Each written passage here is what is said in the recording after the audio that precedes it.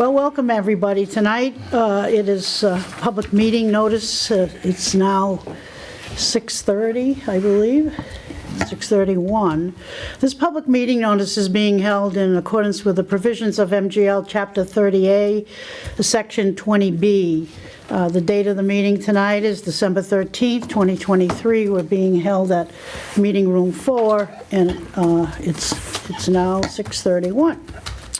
This meeting will be videotaped and rebroadcast by Area 58. Discussion and possible votes. Tonight, we're having an open meeting law complaint. Discussion and possible vote concerning open meeting law complaint filed by Robert Belbin on December 4th, 2023. We are pleased to have tonight with the lawyer here, Greg Corbo. I practice that. I always call you Craig. Greg Corbo to discuss with us. We had two open meeting violations, and I just want to make sure you got some. I sent out a mail kind of late tonight. Mm-hmm. Okay, just wanted to make sure. On the open meeting law document, Mr. Corbo had the first complaint. He satisfied that, and he sent in to the Attorney General's office. And then after reviewing he said, please review the open meeting law complaint filed by Mr. Belbin with respect to the RDA's August 1st meeting. He said, I had previously discussed this matter with Savory, and he approved my response, which is also included with this attachment. That would be the letter that we sent in. And he's saying, again, after reviewing the recording of the meeting, he did not believe that the RDA voted to hire Ms. Clark as a consultant. Rather, he states, I believe that the RDA only voted to invite her to submit a resume. The vote was to ask Ms. Sharon Clark, former chair of the RDA, to submit a resume for the purpose of becoming the consultant for the RDA, primarily on the urban renewal plan for the North Carver site, but also on a number of other smaller items that she was involved in her prior role here that are still open. There's a third paragraph, which is where I come in. In an email you sent on August 3rd, 2023, however, you informed Attorney O'Donnell that the RDA voted to hire Ms. Clark. This email contradicts the explanation that was provided to the Attorney General and is not consistent with the vote that was taken. In any event, at its meeting on September 5th, 2023, the RDA made it clear that it did not vote to hire Ms. Clark, and it approved the issuance of an RFQ for consultants. The hiring of Ms. Clark on your agenda for 12/5, did the RDA vote to hire her at that meeting? Given the confusion that this new complaint is going to cause, I recommend that I meet with the RDA so that we can discuss the matter and you can authorize me to respond. Please let me know when your next meeting is here. Thanks. And tonight is the response. We're here. And so you can take over, but if you allow me one thing. You say, based on that August 3rd statement that I said to Attorney O'Donnell, that the vote to hire Ms. Clark, that it was contradictory. I will admit that grammar was not correct. That's for sure. It should have been two sentences separating them, and it would have been a period. Had that happened, I'm sure that would not have been construed, I think. However, you will need to watch the video again, which I have, and I hope these people have also, to really see how I conjected that all together to make that understandable. So with that, I probably could say more, but I'm going to let you open up. Okay, thank you. Through you, Madam Chair. Good evening. My name is Greg Corbo, Town Council with the Town of Carver, and also Council for the Redevelopment Authority. I think that was a very good summary, and I sent that email to you before we spoke, and then once we spoke and you explained what you meant, now that I read it, it seems much more clear to me than it did before, but I could see how someone could be confused. So what this all revolves around is that back in August, you had an agenda item that indicated that you were going to discuss the possibility of hiring a consultant. And that meeting led to an open meeting law complaint alleging that your meeting notice was not specific enough to warn the public as to what the nature of your discussion was going to be. Now, the requirements of the law in the Attorney General's regulations are that the meeting notice has to have enough detail in it that a reasonable person can look at this notice and have an understanding of what you're going to discuss. And in the context of hiring contractors or employees, the Attorney General has advised that if you're going to be discussing the hiring of a specific party, you should disclose that in the meeting notice so that if people are interested in that particular party, they can decide whether or not to attend. So during that meeting that you held back in August, there was discussion, generally speaking, about whether or not you should hire a consultant with respect to the Route 44 development and other complicated projects that you were going to have. And a former member, Ms. Sharon Clark, was present. She participated in the discussion, and she was invited to submit a resume. My interpretation of what occurred at that meeting was that you were having a general discussion concerning the hiring of consultants. Ms. Clark was here, and she was invited, but it was made very clear, in my opinion, during that meeting that every member of the public was invited to submit an application for that position. And that was further, I think, reinforced at your next meeting in September, where you not only further explained what the purpose of that earlier meeting was, but you then went on to discuss the request for qualifications that you were going to issue, and again invited members of the public to apply. That request for qualifications was posted on the town's website. So it's clear to me that at that August meeting, the board was not going into that meeting intending on discussing hiring a specific individual, but rather that you were intending to discuss the hiring of consultants generally. So I responded to the complaint in that manner. And subsequent to that, I was not privy to this, but I guess there was a public records request. And as part of that response, several emails between the chair and another attorney that works for the RDA, Kathleen O'Donnell, were disclosed as part of that request. And one of those emails contained a summary of what happened at that August meeting. And it said, and I quote, "Our committee voted to hire a consultant and Sharon was present / asked / accepted / is sending in a resume." So as a result of this, the complainant now filed a second complaint saying that our response to the first complaint was dishonest, and that this email, in fact, was evidence of the fact that you had hired Ms. Clark as an expert at that prior meeting. Again, hearing the chair's explanation, I think it's clear that this sentence was intended to convey two different thoughts. One, that you voted to hire a consultant, which is true, and which we disclosed in our response.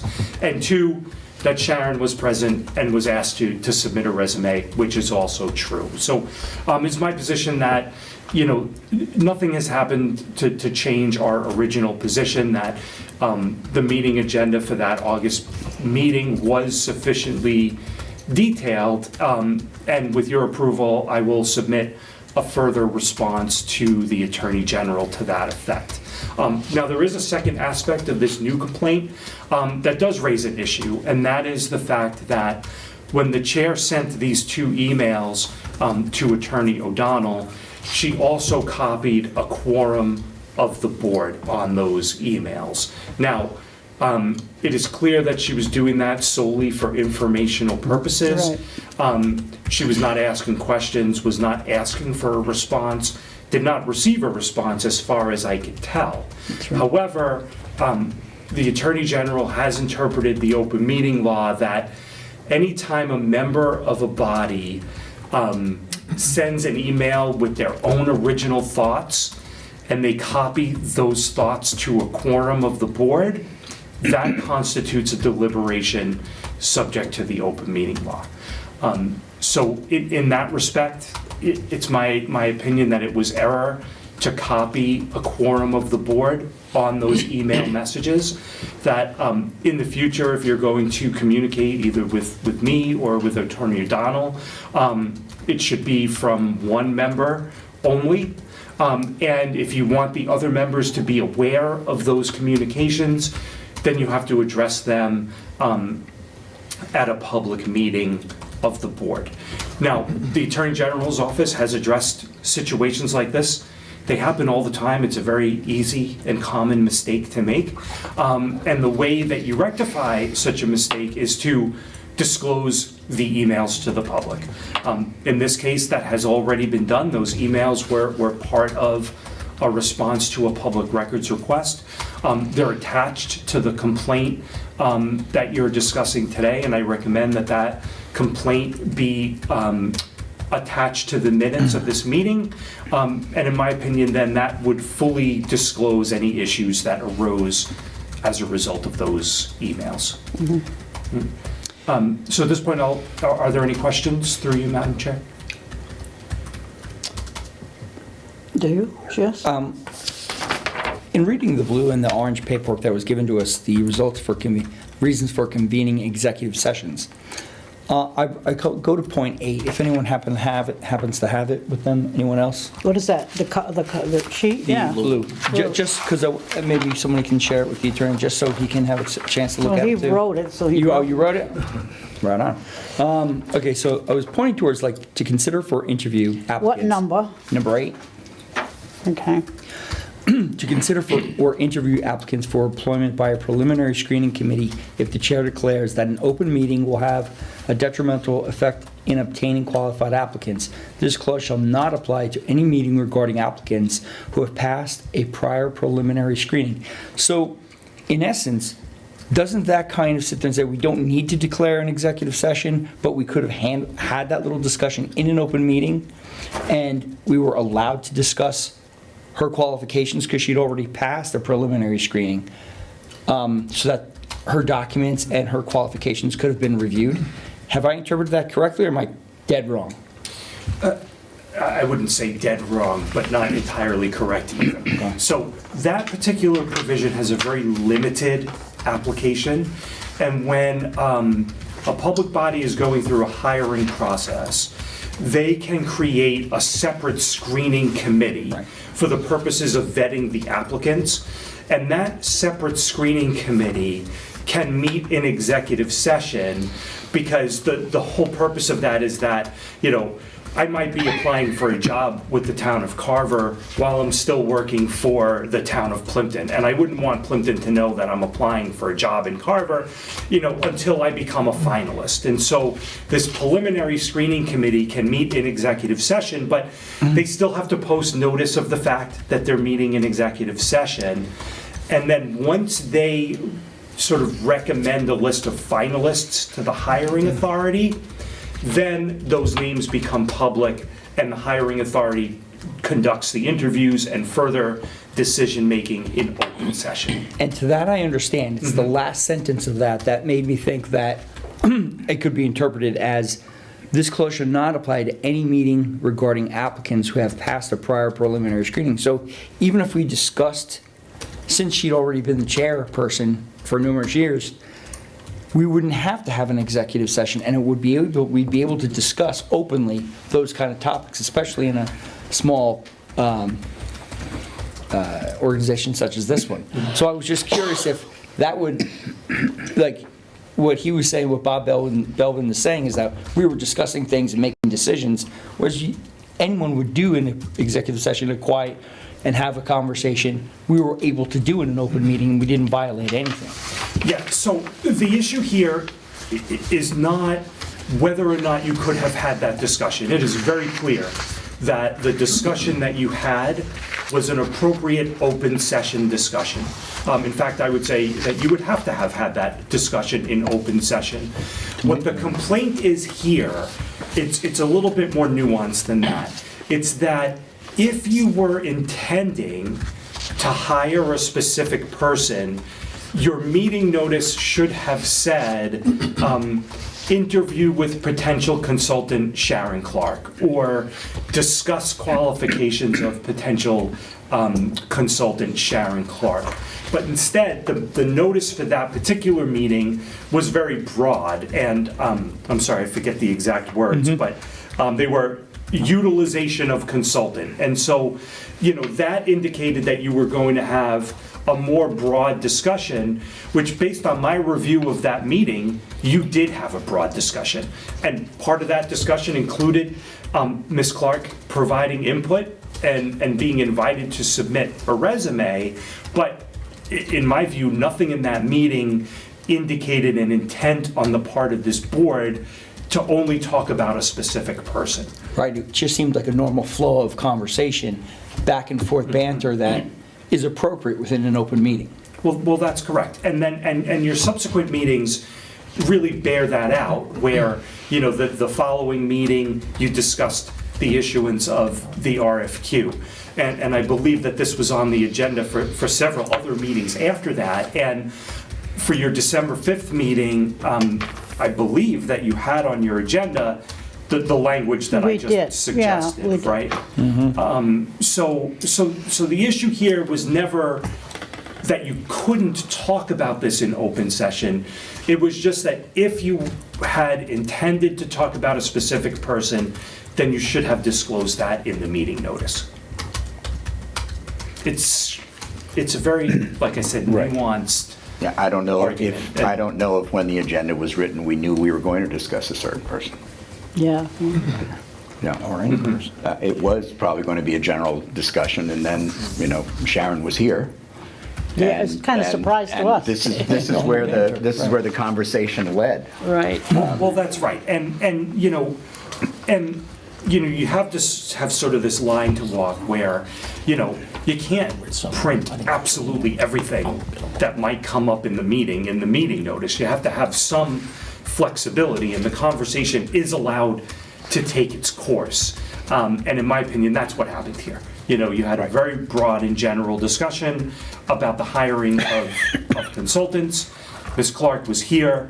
Her qualifications were discussed. She even, had some input on the need for a consultant.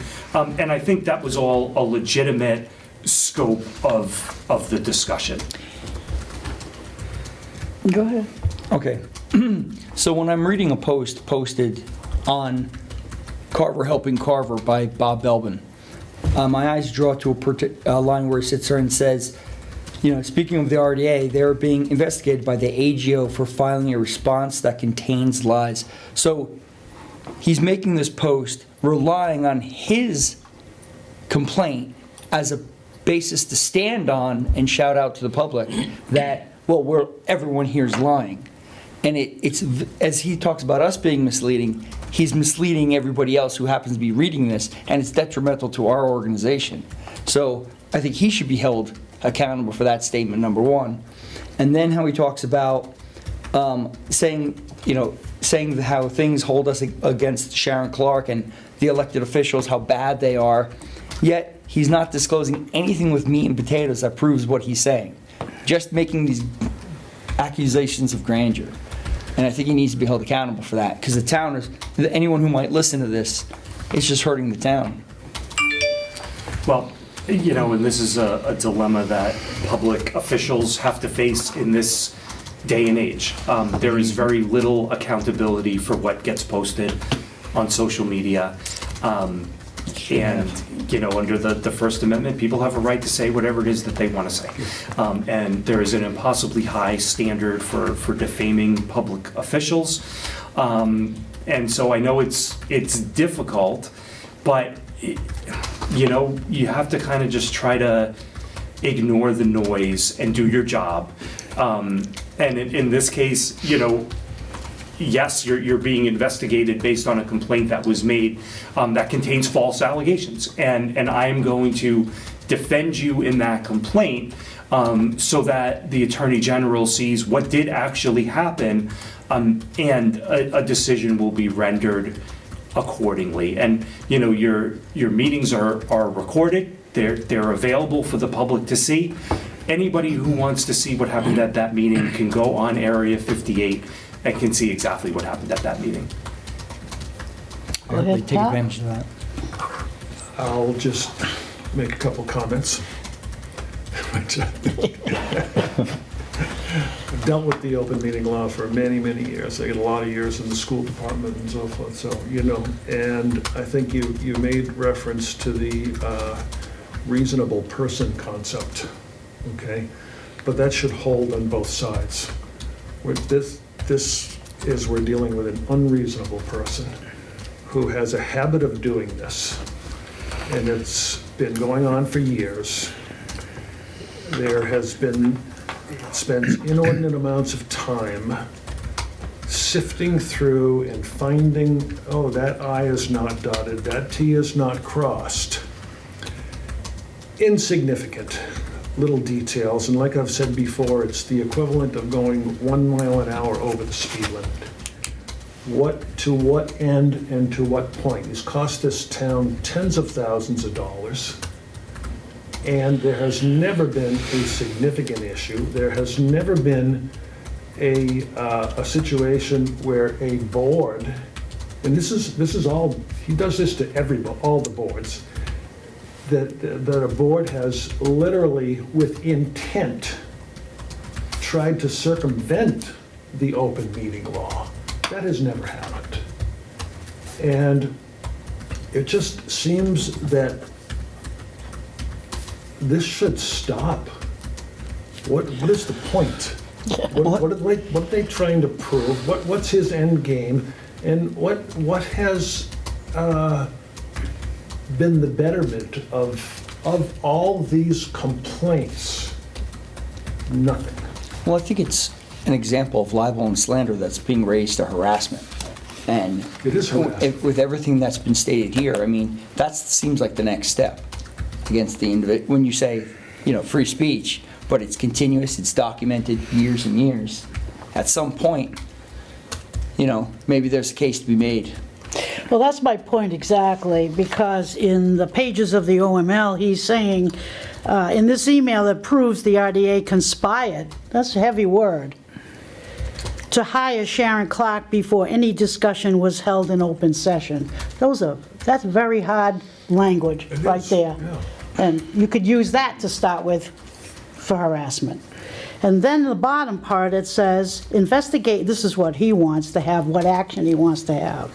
Investigation into illegal actions, criminal charges, fines. This type of fraud and corruption in any government should not be allowed, and those part of the actions must be held accountable. Boy, those are pretty strong words. So what's our recourse? We want to stop this. Pat's absolutely correct. Thousands and thousands of dollars have happened. Yeah. And all this man should have done, probably, if he has a problem with Sharon Clark, right? And the situation of how it has transpired, right? Then he should be the man enough to come to a meeting, and we have a lot of people come to meetings to let us know exactly how they feel. But he doesn't. He hides behind social media. It's ridiculous. And then he comes up with OMLs. He's spending all that time and effort and costing the town money, a lot of money. Now, based on what he says, those two statements that I've read, for example, conspired, and then what he wants us to be held accountable. You know? What's our recourse? The recourse is what we're doing right now, which is sending a response to the Attorney General's office. And the decision that the Attorney General makes on this will be our recourse. We know that we've done everything the right way. We still have not voted. We did not vote on 12.5. We tabled it once again because we knew this was coming up, and we decided that it's better not to do anything on the consultant until this is cleared up. We're not in any rush. There's nothing happening on our agenda that requires a consultant in the very near future, so we have the luxury of time. I guess my question is, since we did not vote, what should our next steps be? Should we wait until there's a decision from the Attorney General? I think, at some point, Bob doesn't have a good track record with filing these complaints, and at some point, people are just going to get tired of it, and hopefully, he's going to stop. And this isn't the only committee either. No, I know that, but I mean, we should remain up here and let the courts and the Attorney General's office do their due diligence and come up with a decision. I think it's fairly clear that we did nothing that was, we didn't conspire. Yeah, that's right. We basically, we were learning the rules of engagement with a consultant as we were going along, and we kept postponing the vote as we learned more things that we should have done, including posting the RFQ, giving a timeline when we needed requests in, the qualifications in, adhering to that timeline, posting an agenda for a vote on 12.5 when this came up, and then tabling that vote last week until we met with Mr. Corbo today and saw what our subsequent results would be. So, is there anything else that really we should do? Is there? No, and, look, I understand your frustration, I really do. But, the reality is that, when you sit on that side of the table, you have to be able to withstand a certain amount of criticism and, comments being made that may or may not be true. And that's just sort of the nature of being in public service. And people have the right to criticize their government, and they don't always have to be truthful in those criticisms. They don't have to be civil. And Lord knows if you look at politics at the national level, it's not that much different than it is here. So yeah, I do. I understand your frustration, and I understand that this does end up costing you a lot of money, and it takes away from time that you could be doing other important work. And your volunteers, your time is valuable. I get that. Unfortunately, this complaint mechanism is there, and any person is free to use that mechanism. And in my experience with the Attorney General's office, they're not looking to punish public officials who are acting in good faith. This is a very complicated law. It's very easy to not dot an I or not cross a T. Or add a period. Or add a period. Exactly. And, my experience with the Attorney General's office is that, they look at their role as being educators, so that, if you do something wrong, they're there to point it out to you and to say, this is how you should have done it, this is how you should be doing it going forward in the future. And so, with respect to the emails, as I said, I think it was a mistake to copy those emails on every, or a quorum of the board, and now we're here to fix that. And that's what the point of the law is, yeah, you're gonna make mistakes. And, the best you can do is act in good faith, be as transparent as you can possibly be, and if mistakes are made, take the appropriate action to fix those mistakes. But I think No, I was just gonna say, if we think we're acting in good faith, do we have to respond every time this guy sends something? you do. Yeah. If he- I mean, I'm new to this, so If he I'm just files a asking the complaint, question. yes. If he files I mean- this complaint, yeah. But I guess what I'm going with, if he has this history of, with not only us, but other boards in the town, do we have to respond? Or is there not, does he not cry wolf one too many times and everybody's like, you know what? Ignore him. We did the right thing, and then see what happens. I'm just asking the questions. He likes No, the it's- soapbox. It's not your option to, the law requires that you respond. Okay. I cannot recommend that you sit back and do nothing. I just thought I'd ask, You know, I mean. Because that's what they're doing in the public now. Right. Politicians just ignore people altogether, but this guy, I understand, filed something, and so, like I said, Yes, and as I said. learning point for me this evening. Now I know. But again, as I said before, we want to be up here. Yeah. We want to do it the right way. And, if complaints are filed against us, let's answer them, because I think we all sit here comfortable that we've done it for the right reasons and with no conspiring and no alternative means or, we're doing it for the town. We're doing it to fulfill the roles that we swore to. The same as the other committees do the same thing. We're just a bunch of people that want to volunteer our time and want the town to be a better place. And that's where we are. But I think Joanna's got a good point. If someone has an issue with what we're doing or how we're doing it, just come in here and talk to us about it. That would solve a whole lot of things and make things a lot better. And he or anybody else can really think whatever they want. But when it comes to the point of what they say and what that leads to some of these actions, that's just a product of their warped thought process. I have a point that I want to make. You personally sent me an email also, and I can share it all with these guys here as well. But on the email that I'm sending now, it says confidential, not a public document, attorney/client privilege, okay? Had that been on, I'm thinking, and I'm going to make an assumption, and that makes an ass out of you and me sometimes, but that records keeper, okay? I would like to tell me who that record keeper, why that record keeper didn't go up to an opinion upstairs to Bob Fennessy to get a legal opinion, that these emails should have had a second opinion. I've been told, okay? So there's a crack someplace, and it needs to get fixed. And I want to know, Bob Belbin knows better for all these complaints he's had for all these years. He saw that email. I have to think he knew it was Kathleen O'Donnell was our attorney. I had to think he knew. And he sent it in regardless.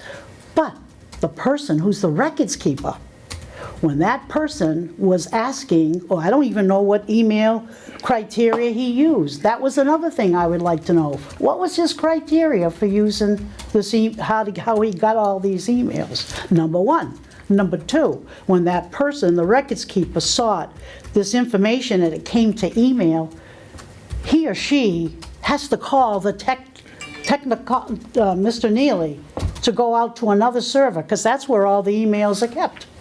And so Mr. Neely, unbeknownst to him, he's brand new, right? What was his procedure? Who did he give it to? Was it followed correctly? Because another pair of eyes, such as Selectman's Office, Bob Fennessy, Elaine, all those people, that's the second step that should have been taken, and it really wasn't. So there's a problem, and I want to know, and I think all of us need to know exactly why. And the next thing, the final thing, I don't know if Bob still has an email in this town, carverma.gov or .org, but he doesn't deserve that email. That's a privilege. He does not deserve that email. It should be taken away. He serves on other committees in our town. Does he have the privilege of putting something on the website? If that's the case, then he has login privilege. What else could he do? I think there's more things that need to get really, really looked at very closely about Mr. Bob Belbin and maybe the whole entire records-keeping procedure. And I am going to file a complaint with you or whomever. You can tell me, because that's going to happen. I am not satisfied. I am not satisfied. Things have to be closed, and we need closure here. And we need it. And I don't want just the Attorney General say, okay, this is what you shouldn't do, blah, blah, blah, but it was done, and it was done. I don't say Bob was malice about it. Pretty close. Pretty close. When you use words like conspire, okay, and looking for fines and to be punished. And actually, he's asking on that website, he wants us to resign. Pat Maha to resign, Savory Moore to resign, Joanna Layton to resign, doesn't mention the other two, probably doesn't know them. But he knows us, and he's asking us to resign. And we can take our licks, but guess what? We're gonna give them back. So again, I do understand your frustration, and, you know, I think some of the issues you're raising are, this is not really the appropriate forum to be resolving some of those issues. But I'm raising them in an open meeting that we're entitled to have. Yes, and so, you know, I will work with town administration on, you know, a procedure for responding to records requests. I've already recommended to you that if you are going to have communications with council, that you label them as such, so that, you know, people who are reviewing records requests are aware, you know, with this particular chain of emails, to someone who didn't know, there was no real indication on there that you were communicating with council. So that's something we're gonna need to address going forward. I agree. Are there certain types of documents that perhaps use that language that are excluded from open meeting law requests or public records requests? So yes, the public records law does exempt from disclosure communications that are protected by the attorney-client privilege. And so any communication that you have with your attorney that is, you know, intended to be confidential is not subject to disclosure under the public records law. Okay. One other thing that I just want to add, and it's probably, it's somewhat irrelevant, but might be something that you should be aware of, that when Joanna sent out the email in July, I believe you had been chair for maybe 3 weeks. Yeah. So this was really her kind of first act in this, and you know, it's not an excuse, but it's something that just bears some weight. I think that you know, everyone who comes into these situations and becomes the chair of a committee, regardless of what it is, learns on the job. You know, especially when the predecessor was not available to sort of hand over the reins.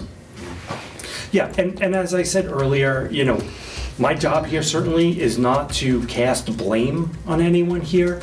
You know, it is what it is, and you know, you're volunteers. This is not your full-time job. You're acting in good faith, and so, you know, when I sit here and say, you know, maybe it was a mistake to have done that, I'm not casting blame on you. My goal, right, is to teach you what the law is, just like that's what the Attorney General's goal is. And so, yeah, I understand, you know, that these mistakes are going to happen from time to time. And, you know, Joanna, you were there at the training that I Well, I'm thinking right? that your PowerPoints, probably I should bring it in and have a PowerPoint discussion with these people as well, so that we can have a better grasp on it, and who knows, but there's a lot to know and a lot to learn. The other thing I have a problem with, initially, or the very end here, he was asking for draft minutes of the December meeting. why are we allowed draft minutes to be given to him or her or whomever?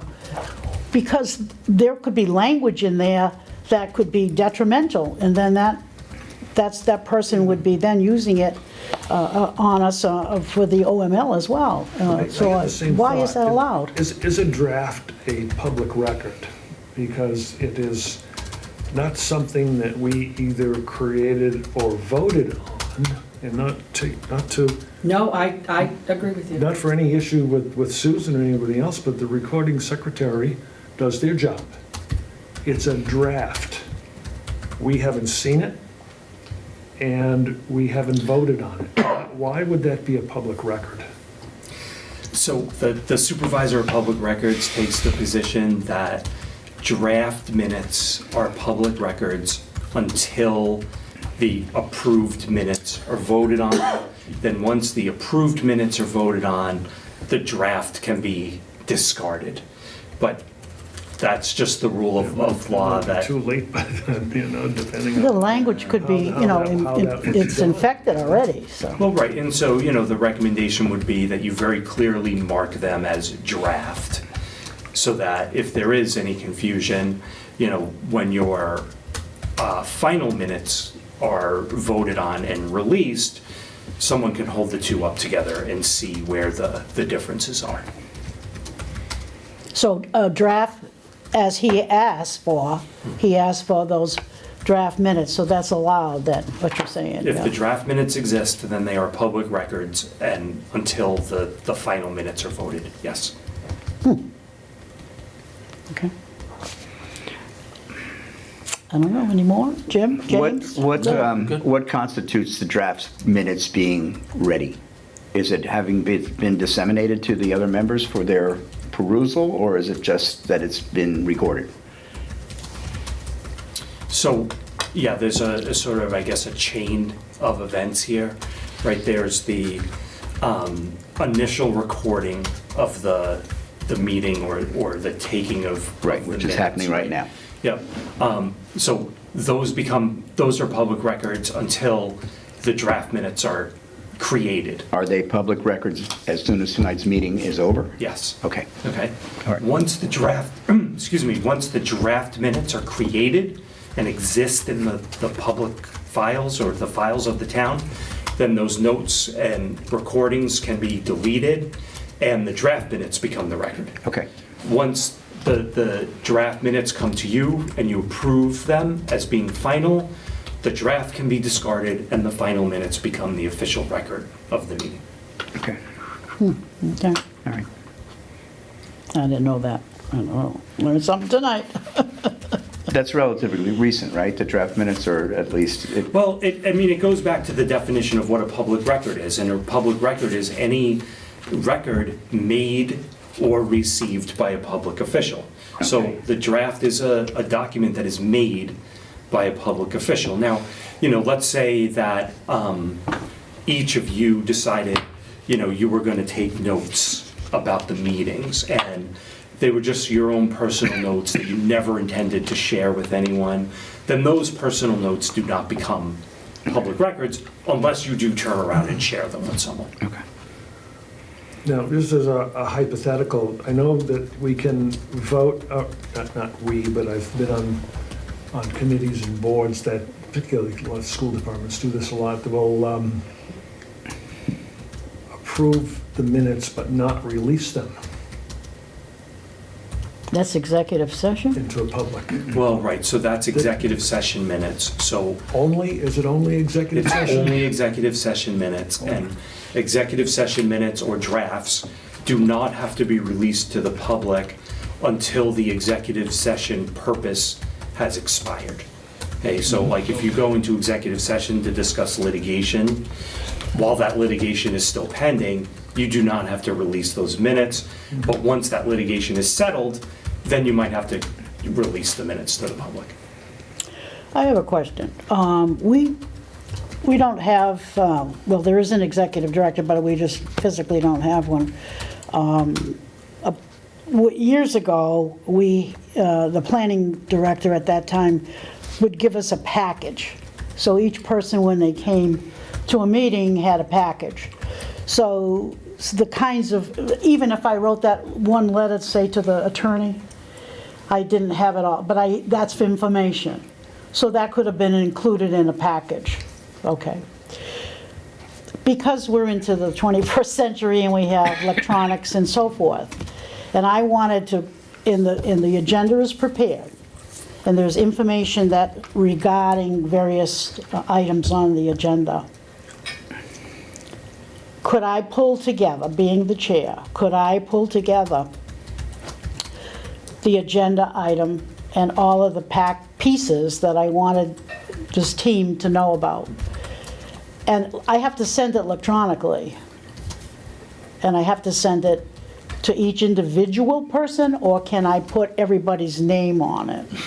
So you can send meeting materials that you expect will be discussed at the meeting in advance without that constituting a deliberation, as long as you don't add your commentary to them. So let's say you have an application for a project. It's perfectly fine to send an email to all the members to say, we got this application for a project at 1 Main Street. We're going to talk about this at our meeting next Tuesday. There it is, right? But if then you go on and say, and I think this is a good application for X, Y, and Z Yeah, that's reasons. deliberation. Right, now you're getting into deliberation. Okay. But just sending the meeting materials Yeah. to the rest of the members is fine. Okay. Many boards that I work with will actually take that meeting packet and post it online the day before or a couple of days before the meeting, so that it's there with the minutes and anyone can see it. At the same time, too, as members, we're not supposed to comment back. Correct. That's correct, When- that's Right. correct. And no one did. So you can receive that application, but whatever thoughts you have about it, you have to save for when you get to the meeting. Yeah, otherwise you start a Okay. deliberation, Okay, well, that settles that, I could do that. Okay. What about the, Joanna just brought it up very briefly. What if she had sent this email to each of us individually? It still would be a violation because it's her thoughts Going to that the are quorum. reaching a quorum Whether of it's the body, right. encompassed in one or individually, it's the same Exactly. thing, okay. All right. Interesting. Okay. So with that, Good. I would suggest, through you, Madam Chair, a motion to acknowledge receipt of the complaint, the open meeting law complaint dated, December 4th, 2023, and authorize counsel to respond on your behalf. So moved. You can't, Oh, you can't. I can't do that, can I? That you have to do that. I make a motion that the Redevelopment Authority See, that's because I'm new, see? grant the town council the authority to write a response to the open meeting law violation that was sent on December 4th, 2023. I'll second it. Second. All those in vote? Aye. Aye. Aye. Aye. It's unanimous. Great, thank you. Excellent. Right, so is it your recommendation that we just, since we are not in any rush for any kind of consultant this time, just to sit and delay it until, That's really up to you. Okay. In my opinion, the existence of these complaints don't have any bearing on your decision-making. okay. Well, that's good, because we need to move, and, We do and we don't. Business. What is the general timeline on these things? It could be months. Okay. Yeah, that's why we have to get going. All right. Well, we can't be Well, handcuffed So by that's a it. discussion for Council's- another night. council's Yep. opinion, yeah, Right, that's right. Not done. really, I think, somewhat outside the scope of what we're here Yep. for Okay. this evening. That's So fine. if you want to put this on your agenda for your next meeting and decide how you No, want to not- proceed, not- that would be fine. Okay. Under your guidance, we're okay to do that. Yes. Good, okay. All right. I guess we're all set? All Yeah. right, we'll adjourn this meeting. Let's see. It says the next meeting, but we already have it. We are going to meet on January 9th, our regular meeting. We're still Yeah, on right. for that. Right. Okay, fine, okay. Okay, we'll adjourn the meeting I'll tonight. make a motion to adjourn. It's 7:20. Do you have to know the time? Yeah. Okay, All right, I'm so sorry, who seconded? Pat seconded. Pat. All right, so we have to vote. Okay, all those in favor? Aye. Aye. Aye. Aye. So, all you, unanimous. Thank you, Greg. Thanks, Greg. We have.